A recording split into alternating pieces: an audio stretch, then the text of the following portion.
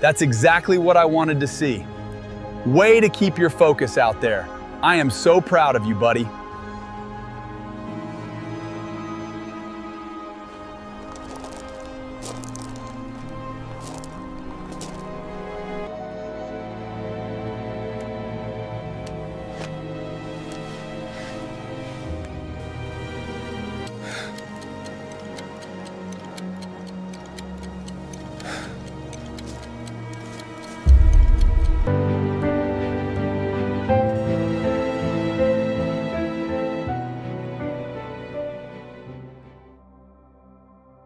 He kept count from the first one, not because anyone told him to, not because the Army required it.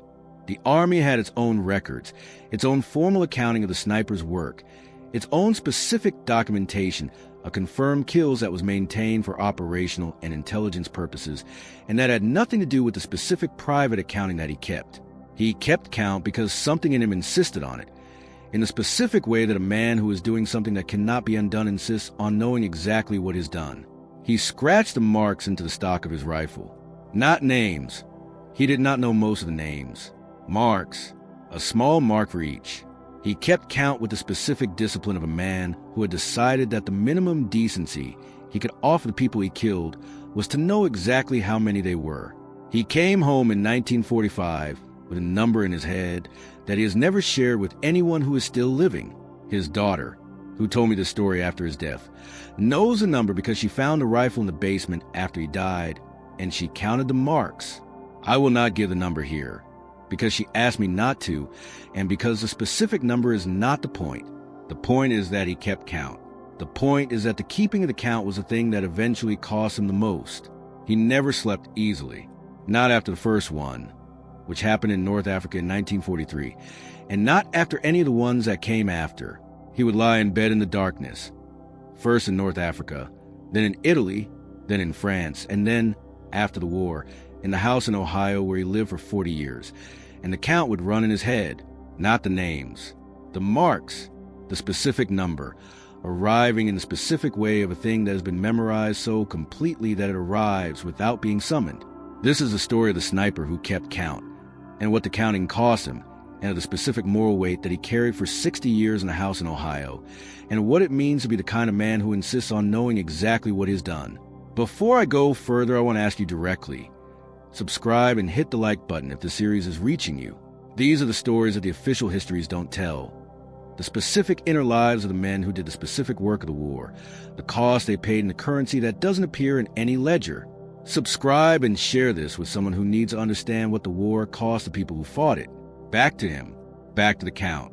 The specific other men I want to tell you about, the other snipers and sharpshooters whose stories I've encountered in the research for this series, represent the range of the experience rather than the single case, and the range illuminates the specific individual within it.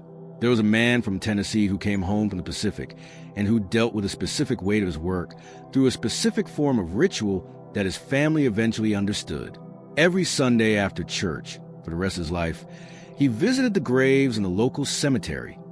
Not the graves of anyone he knew personally, but any graves, chosen somewhat at random, that he tended with the specific care of a man performing an act of atonement. He mowed the grass around the stones. He arranged flowers if flowers had been left. He straightened headstones that had tilted. He cleaned the names. His family found out, eventually, that he had been a sharpshooter in the Pacific. They found out after he died, when the military records were accessed. The specific number of confirmed kills they found in the records was significant. The specific connection between the records and the Sunday cemetery visits was one that his daughter described as the most clarifying moment of her understanding of who her father had been. He had not been tending the graves of people he knew. He had been tending the graves of strangers because he had made strangers into the condition they were in elsewhere in other cemeteries, in a war he could not undo. He never spoke about it. He just went to the cemetery every Sunday for 40 years and tended the graves of people he had never met. There was a man from Georgia who came home from Europe and who, for the first 10 years after the war, could not hunt. He had grown up hunting.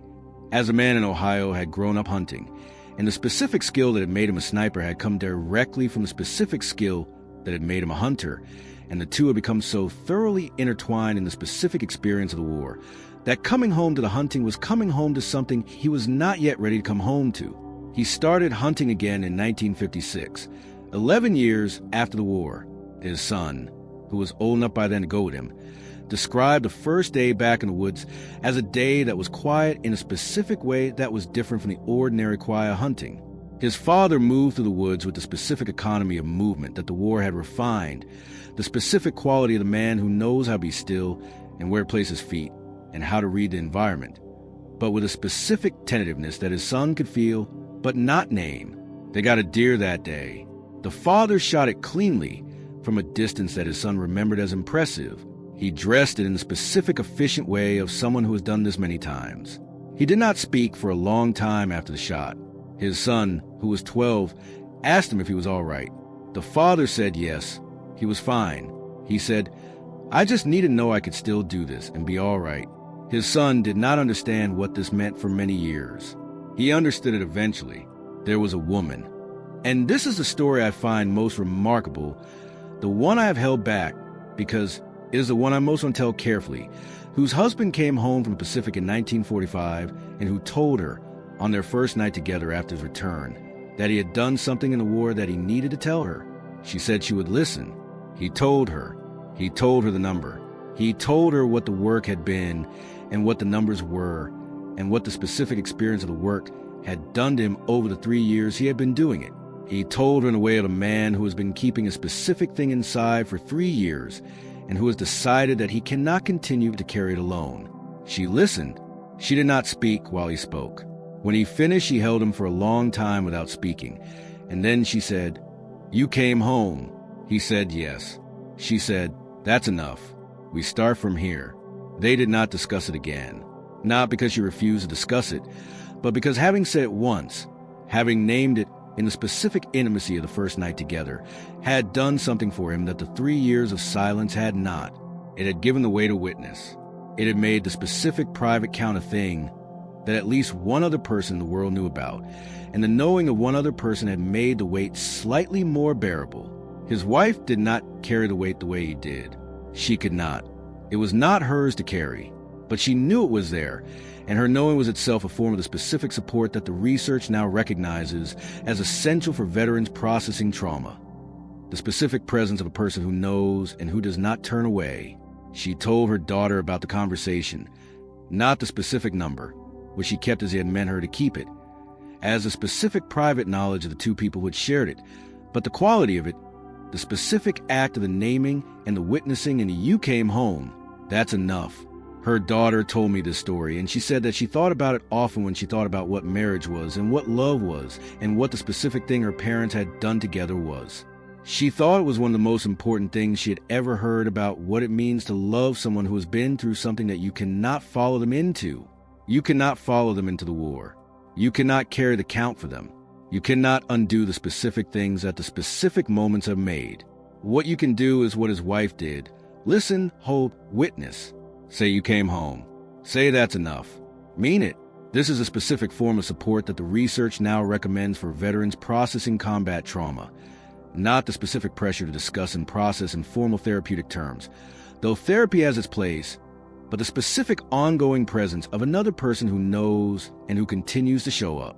The witness, the one who holds, the one who says you came home and means it. The man in Ohio did not have the specific form of support, not in the explicit form that the man from the Pacific had.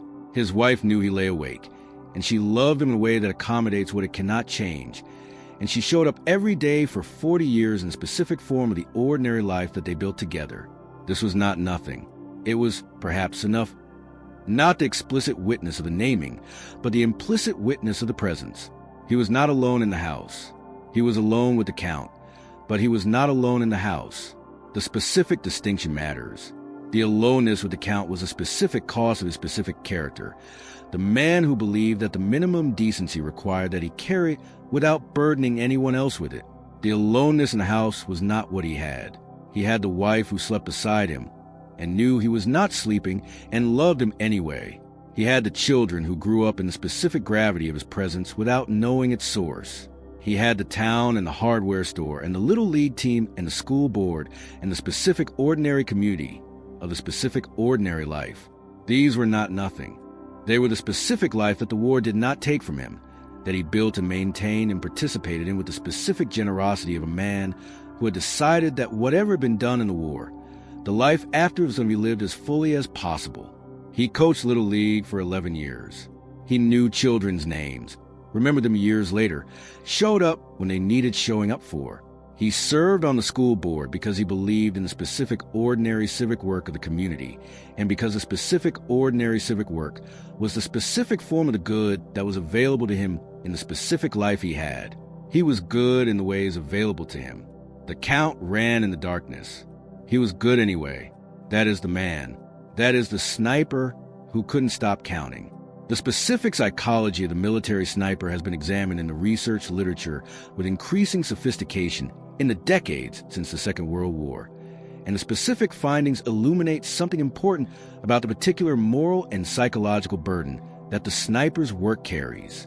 The research consistently finds that snipers, as a group, process their combat experience differently from other combat veterans, not in terms of severity of the symptoms, which vary across individuals in all groups, but in terms of the specific character of what the symptoms are about.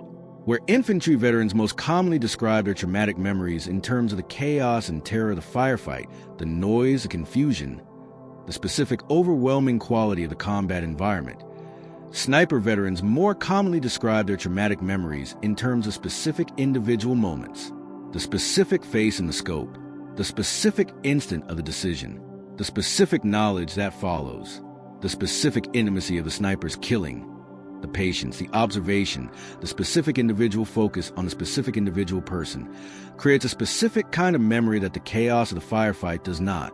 In the firefight, the infantryman may not know whom he has killed or how many. The sniper always knows. He saw the person. He decided. He fired. He watched. This specific knowledge, the knowledge of what the specific person looked like in the moment before and the moment after, is the specific content of the memories that sniper veterans carry, and it is the specific content that makes those memories most resistant to the passage of time and the softening that distance sometimes provides for other kinds of traumatic memory. The man whose story this has understood this about himself without having the research language to describe it. He knew that what he carried was specific people in specific moments, rather than the general weight of the war's chaos. He had been at Anzio. He had been in France. He had experienced the general chaos of the combat environment in the way that any soldier in those places had experienced it. But the specific things he carried, the specific things that ran in his head in the darkness, were not the general chaos. They were the specific moments. The specific moral tradition that the Western world has developed for thinking about the ethics of killing in war has generally focused on the conditions under which killing is permissible. The just war tradition, with its specific criteria for the legitimate use of force in armed conflict. This tradition has less to say about the specific psychological experience of the person who does the killing, about what it costs the individual soldier to carry out the specific act that the just war framework authorizes. The specific gap between the authorization and the experience is the gap that the sniper story illuminates most clearly. The authorization, the legal and moral framework that permits the killing of enemy combatants in a legally declared war, does not carry the weight of the specific act. The man who fires is not firing an abstraction. He is firing at a specific person in a specific moment, and he carries a specific person and a specific moment afterward, regardless of the authorization. The man whose story this has had never doubted, as far as his daughter knows, that what he did was authorized. He was a soldier in a legal war against an enemy whose defeat was necessary for reasons he understood and believed. The authorization was clear. The authorization was not what ran in his head in the darkness. The specific people ran in his head in the darkness, and the authorization did not change what they were. There were other snipers who processed the same work differently. There were men who separated the killing from the self with a completeness that the research calls dissociation, who performed the specific work of the sniper with the specific professional detachment of someone for whom the authorization has fully substituted for specific experience. These men reported fewer symptoms and less distress, and their specific capacity for detachment was an adaptation that allowed them to function effectively in a role without the specific ongoing cost that the man in Ohio paid. There were also men who were broken by the work entirely, who could not perform it past a certain point, or who performed it and returned home to the specific, complete collapse of the specific conscience that had been overwhelmed by what was asked to carry. These men existed at the other end of the distribution from the man in Ohio, and their specific stories, when they could be recovered, are the most devastating of the sniper's accounts. The man in Ohio was between these extremes. He could perform the work. He came home. He built a life. He coached Little League. He rammed the number in his head every night. He scratched the marks into the rifle stock because he had decided that the specific acknowledgement was a specific form of the specific decency he could offer. The specific position he occupied, between the dissociation that would have spared him the nightly count and the collapse that would have broken him entirely, was a specific position of a man whose conscience was working as it was supposed to work, in the specific conditions that the war had required of it.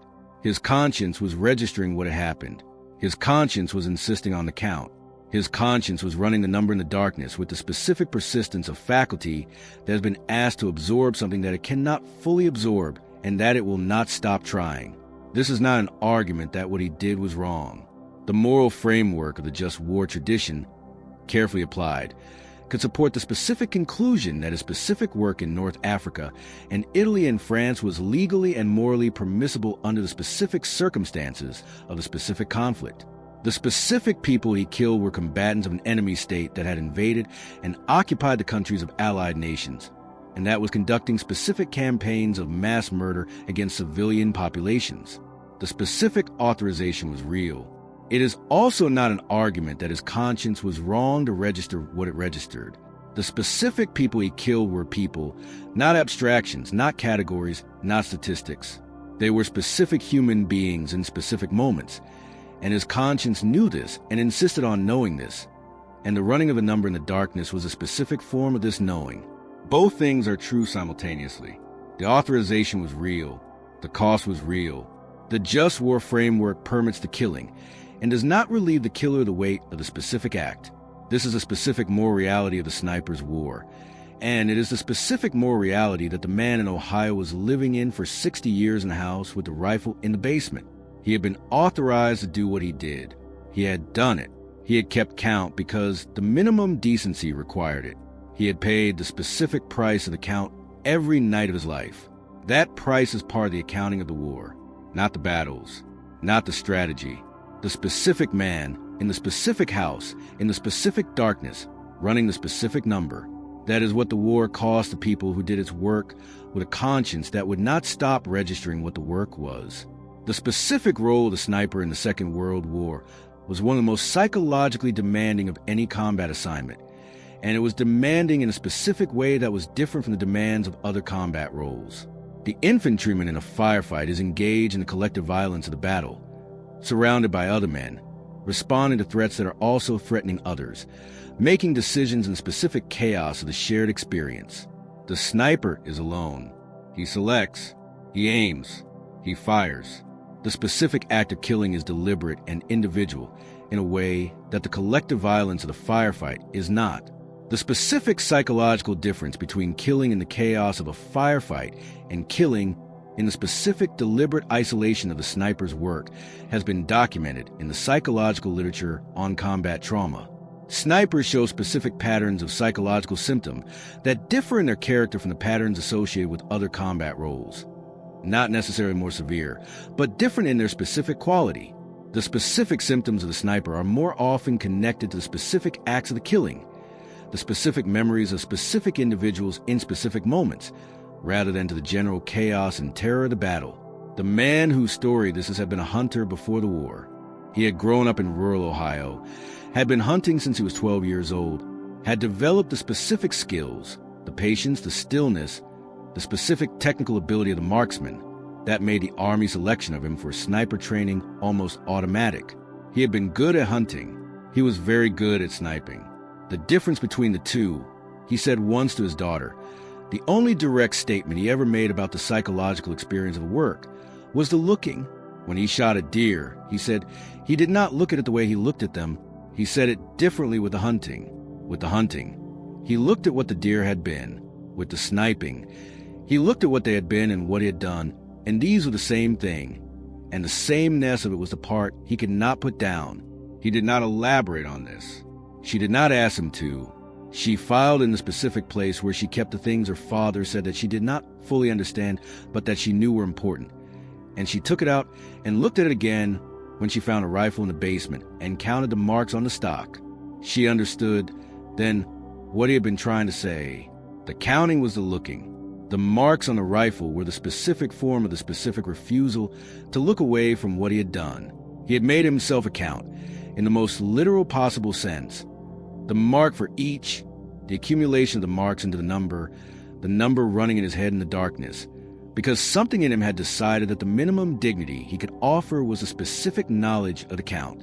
He had come home from the war and gotten married and had 3 children and built a life as a hardware store owner in the town where he had grown up, and he had been, by all accounts, a good husband and a good father and a good neighbor and a valued member of the community. He had coached Little League for 11 years. He had served on the school board. He had participated in the specific ordinary civic life of the specific ordinary American town with the specific competence and the specific commitment that the people who knew him valued and admired. He had also lain awake in the darkness every night of his life, running the number. His wife knew, not the specific number. He had not told her the number, and she had chosen not to count the marks on the rifle that she knew was in the basement, and that she had chosen not to look at, but she knew the lying awake. She knew the specific quality of his wakefulness, the specific stillness of a man who was not sleeping, who was present in the dark in a specific way that was different from the presence of sleep. She had learned, over the years of the marriage, the specific geography of his nights, which hours were quiet ones and which hours were the ones where the count was running. And she had accommodated herself to that geography with a specific love that does not require understanding to be real. They had never talked about it directly, not once, in 40 years of marriage. She had asked him once, in the early years, what he thought about at night when she could tell he was not sleeping. And he had said the war, and she had said, I know, and they had not spoken of it again. The specific mutual understanding that they arrived at, she would not ask him to speak about it, and he would not pretend it was not there, was a specific accommodation that their marriage made the specific thing he carried. Their children felt the nights without knowing what was happening in them. They had grown up aware of a specific quality of their father's presence, a specific depth, a specific gravity, a specific patience, that they attributed in the way of children to general qualities of character rather than a specific historical experience. He was the way he was because he was their father. They did not know he was the way he was because of North Africa and Italy and France and the number running in his head. His daughter found out when she found the rifle. She was 53 years old, clearing the basement of the house after his death, and she found it wrapped in an oilcloth in the back of a cabinet. She unwrapped it. She saw the marks. She counted them. She sat on the basement floor with the rifle across her lap for a long time. She thought about her father, the man who had coached Little League and served on the school board and lain awake every night running the number he had scratched into the rifle stock. She thought about the specific thing he had said to her once about the looking, which she had stored in the specific place where she kept the important things she didn't understand and which she now understood. He had insisted on knowing. He had kept the count because he believed that the minimum decency he could offer was a specific acknowledgement of what he had done, not to anyone else, not publicly, not in a form that anyone would ever see unless they found a rifle, but to himself in the specific private form of the marks and the number and the running count in the darkness. He had not absolved himself. He had not forgotten. He had not found a way to put it down. He had simply insisted on carrying it in the specific form of knowing exactly what he carried. The specific moral position that this represents, the specific refusal to look away, the specific insistence on the count, is one that does not fit neatly into any of the conventional frameworks for thinking about the psychology of the soldier who kills. It is not the framework of the professional who separates the job from the self. It is not the framework of the veteran who processes the experience through therapy or community or the passage of time.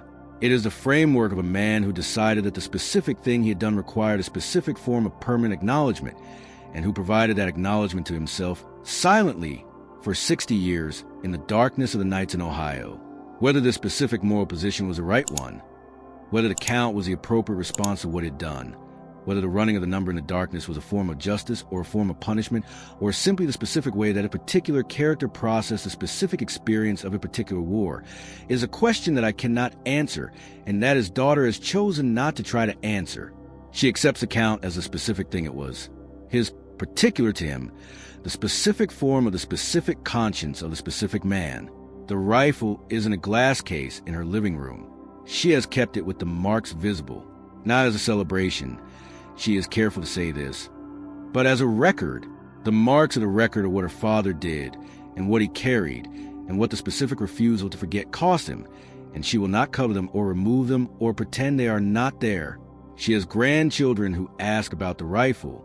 She tells them the truth in the form appropriate to their ages. She tells them that their great-grandfather served in the war and that the rifle was his and that the marks on the stock are his accounting of the work he did. She does not tell the young ones the full weight of it. She tells the older ones more. She is building, in the specific way of the families that carry these stories, the specific knowledge of the specific person, so that the person can be known by people who never met him.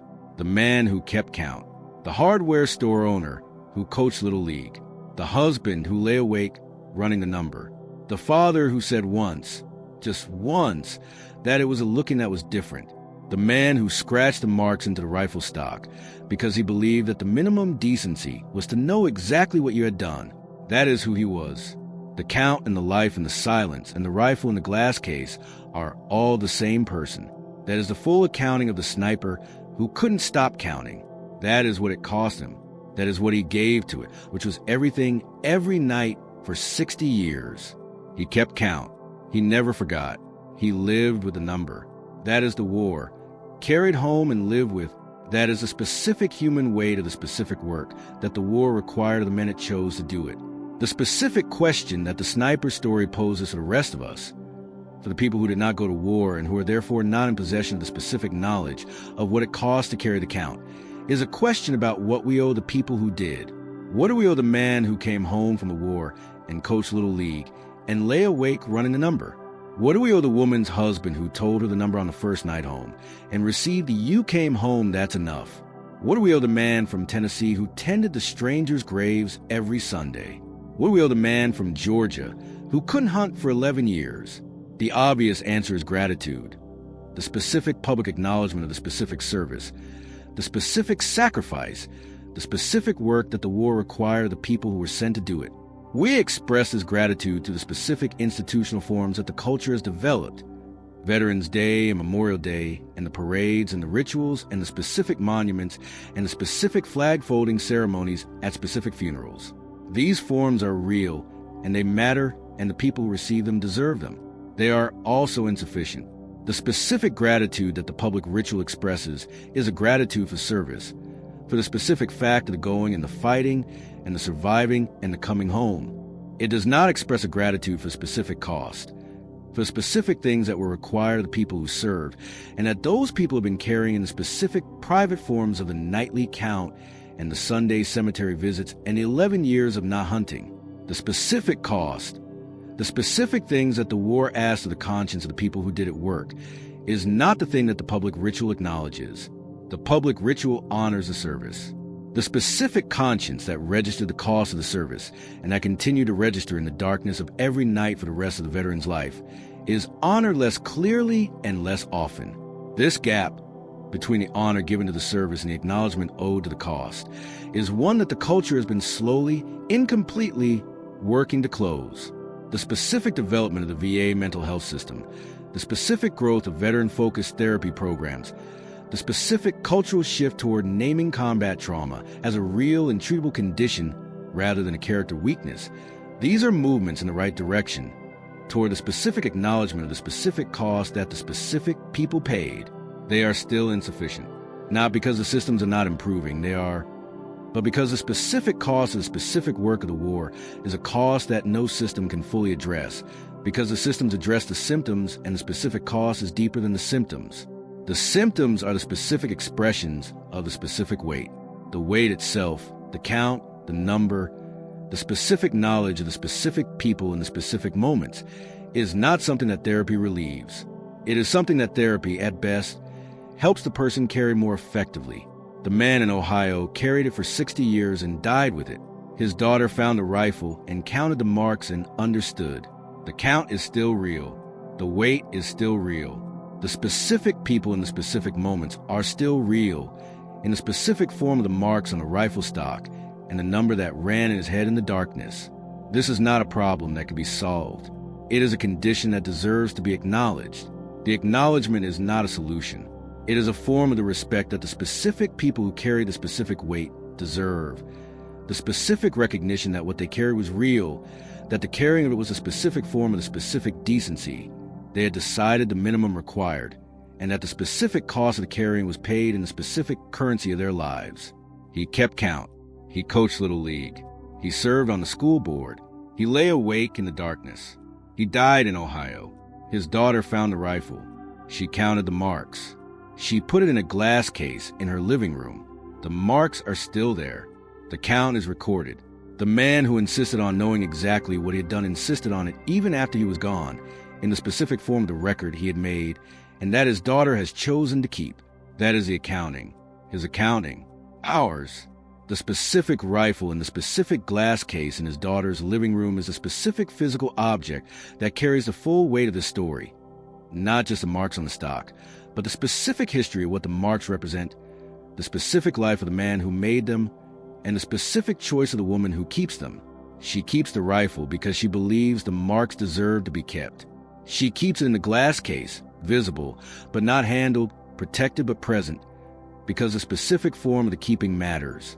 She does not keep in the basement where she found it, because the basement was a specific form of the privacy that her father maintained in life, and she does not believe that privacy is appropriate to the post-life keeping of the record. She does not display it in a way that suggests celebration or pride. She displays in the way of a person who has decided that the specific record deserves to be visible, not as a monument to the man's capability, but as an acknowledgement of the specific weight that the capability produced. Her children, his grandchildren, know the rifle and know what it represents. She has told them the story in the specific form appropriate to their ages and their maturity, building the telling over time as the children grew into the understanding that the story requires. The youngest grandchildren know that great-grandfather was a soldier and that the rifle was his. The older grandchildren know more. The adults know the full weight of it. The specific transmission of the story across the generations is itself a form of the acknowledgement that the man in Ohio never asked for and that his daughter has decided he deserves. He kept count. His daughter is keeping count of the keeper. His grandchildren will carry, in the specific form of the family knowledge, the specific knowledge of the specific man who did the specific work and who paid the specific price. This is a specific form of honor that the private stories deserve, not the public monument, not the national holiday, not the institutional acknowledgement. The specific transmission of the specific story to the specific people who follow. The specific glass case in the specific living room. The specific telling to the specific grandchildren as they grow old enough to hear it. The public rituals honor the service. The private transmission honors a person. Both are necessary. The private transmission is the one that carries the specific weight of the specific cost, because it is the one that keeps the specific person real, not the abstraction of the veteran, the category of the soldier, but the specific man who lay awake in Ohio running the specific number. He was good. He was damaged. He was both simultaneously and completely. He kept count because the minimum decency required it, and he did not believe that less than the minimum was acceptable. He lived with the count because there was no way to live without it, given the specific character he had and the specific decisions he had made about what the specific work required of him. He coached Little League. He served on the school board. He ran the hardware store. He lay awake in the darkness. He died in Ohio. His daughter found the rifle. She counted the marks. She placed it in the glass case. She tells the story to his grandchildren. The count continues. Not in his head, he is gone. In the glass case, and in the family knowledge, and in the specific transmission from generation to generation of the specific person who kept the specific count. That is the sniper who couldn't stop counting. That is what the war cost a man who insisted on knowing exactly what he carried. The specific broader context of what snipers represented in the Second World War, and what they have represented in every war since, is worth examining, because it illuminates something about the specific character of the moral burden that the man in Ohio carried. The sniper is, in the specific grammar of warfare, the most individualized form of the lethal act. The bomber drops bombs on targets that are defined by coordinates and categories. The artilleryman fires at map references. The infantryman in the firefight is engaged in the collective violence of the battle. The sniper selects, aims at a specific person, and fires. The specificity is a defining characteristic of the role, and the specificity is what makes the moral weight so particular. The specific ethical debate about the sniper in warfare, whether the specific individual focus of the sniper's killing is more or less morally problematic than the collective violence of the firefight or the categorical violence of the bomb, is a debate that the just war tradition has not fully resolved. The tradition generally treats all killing of combatants as equally permissible under the appropriate conditions, without distinguishing between the individual and the collective forms of the lethal act. The specific psychological evidence that snipers carry a different kind of weight from other combat veterans suggests that the distinction matters at the level of the experience, even if it does not matter at the level of the legal and moral authorization. The specific man in Ohio had internalized this distinction without having a conceptual framework to articulate it. The difference he described to his daughter, the difference in the looking between the hunting and the sniping, was a description of a specific additional weight that comes from the specificity of the selection and the specificity of the witness. He had looked. He had seen the specific person. He had made the specific decision. The authorization permitted the decision, and the authorization did not relieve him of the specific weight of it. There were men who did the same work and who did not carry the same weight. There were snipers for whom the authorization was sufficient, who performed the work within the specific framework of the just cause and the legal conflict, and who came home to ordinary lives without the specific nightly count. These men are not absent from the research literature, and their existence is not a refutation of the man in Ohio's experience. People process the same experiences differently. The specific character that insists on the count is not the only character that carries the work. It is one specific character with one specific response. The man in Ohio had the character that insisted. He insisted on the count because he was a specific kind of man who could not do a thing without knowing exactly what he had done. This was, in peacetime, a characteristic that served him well. The hardware store owner who kept meticulous records, the Little League coach who remembered every child's name, the school board member who read every document before the meeting, the specific quality of the attention, the specific refusal to be approximate about anything important, expressed itself in peacetime as the specific virtues that made him valuable to the community around him. In the war, the same quality expressed itself as the count, the same refusal to be approximate, the same insistence on knowing exactly, produced the marks on a rifle stock and the number running in the darkness. The specific quality was not divided between the good man and the damaged man. It was the same quality in both, expressing itself in the specific context available. This is part of what makes the man's story so difficult to hold and so important to hold. The quality that made him good in the ways available to him in peacetime was the same quality that made the count unavoidable. The decency and the damage came from the same place. He could not have been different without being a different person. A different person might have dissociated more effectively, might have carried less of specific weight, might have slept more easily. That person would not have remembered every child's name on the Little League team for 20 years. That person would not have been the specific person his daughter loved and mourned and honored by placing the rifle in the glass case.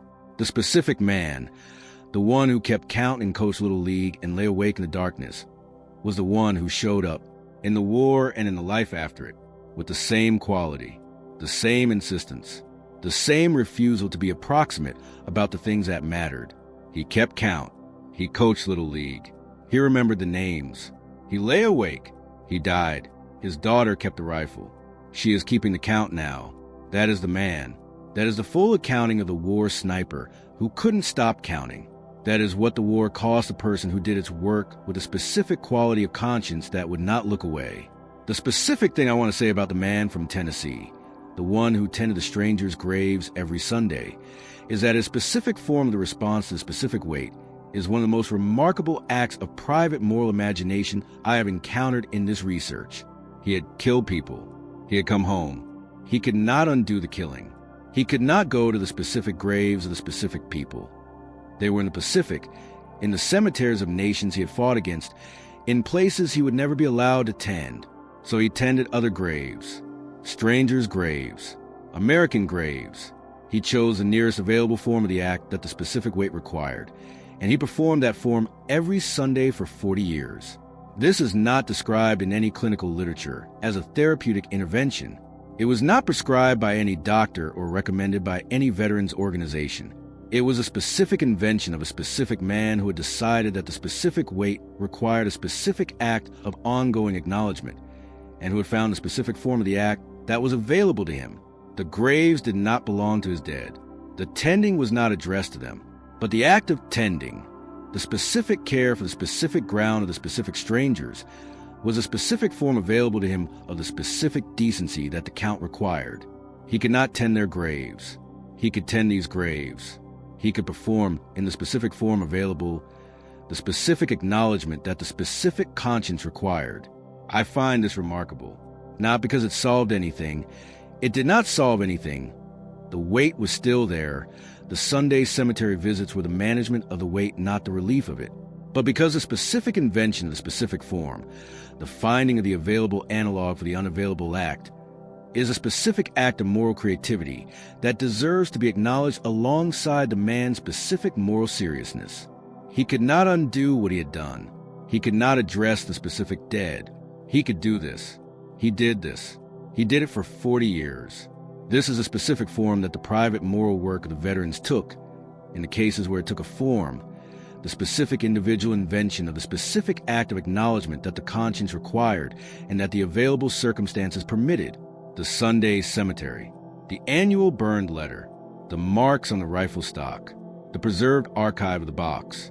Each of these is a specific person's specific invention of the specific form available to them for the specific weight they were carrying. None of them solved the weight.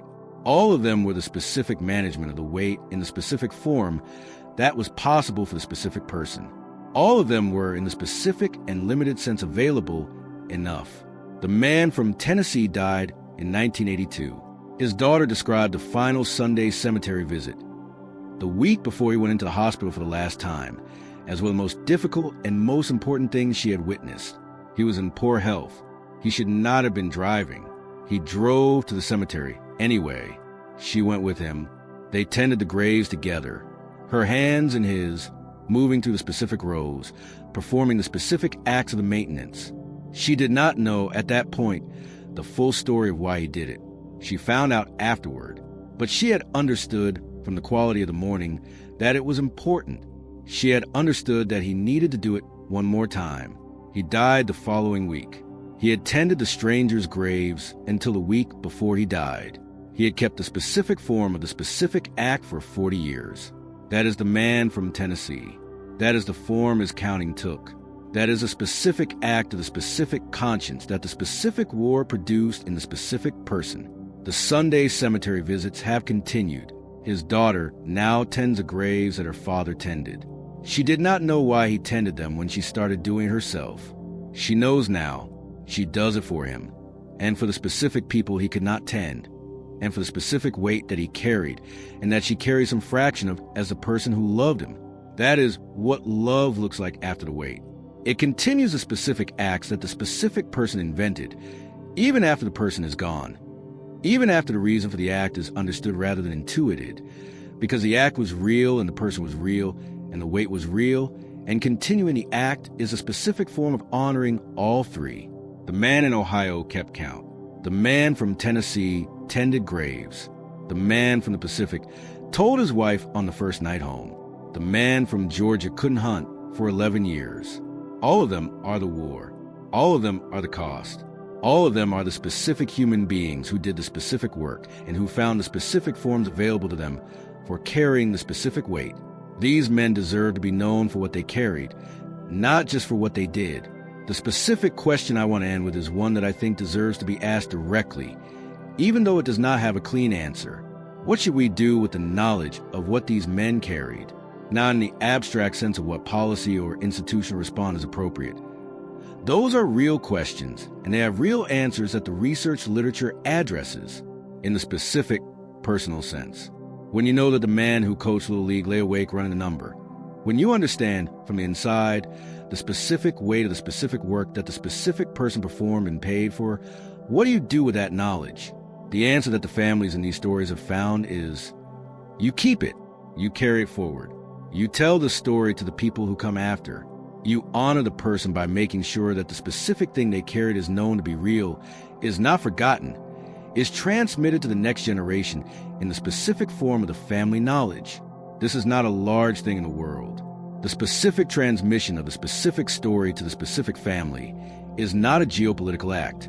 It does not appear in the historical record. It does not change the course of events. It is a specific small act of the specific love that continues to honor the specific person after the specific person is gone.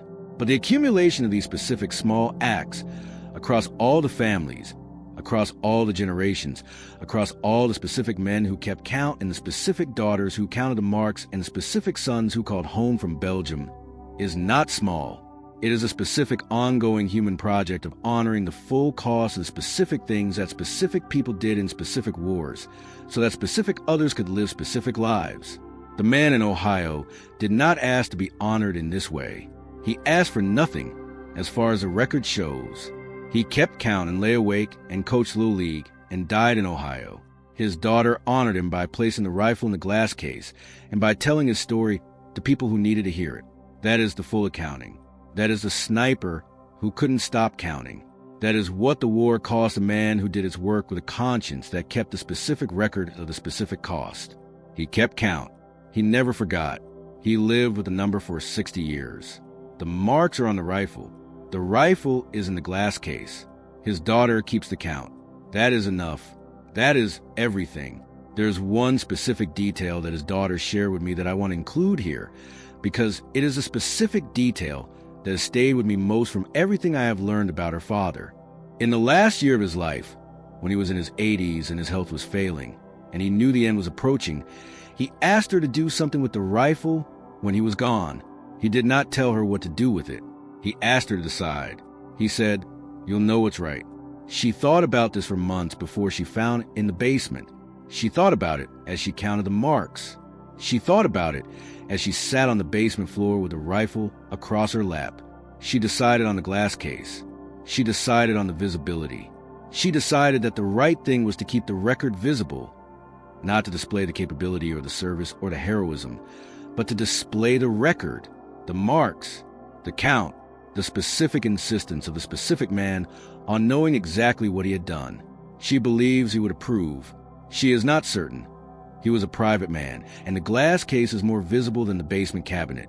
But she believes that the specific insistence on the count was itself a form of the belief that the count deserved to be known, even if the only person who knew it for 60 years was him. He made the record. He kept the record. He asked her to decide what to do with it. She is honoring both the making and the keeping by making it visible. The record is visible. The count is known. The man who insisted on knowing exactly what he had done has had his insistence honored by the daughter who understood it. That is the specific small act of specific love. That is the full accounting. He kept count. She keeps the rifle. The marks are visible. That is the sniper who couldn't stop counting, and the daughter who decided to keep counting after he was gone.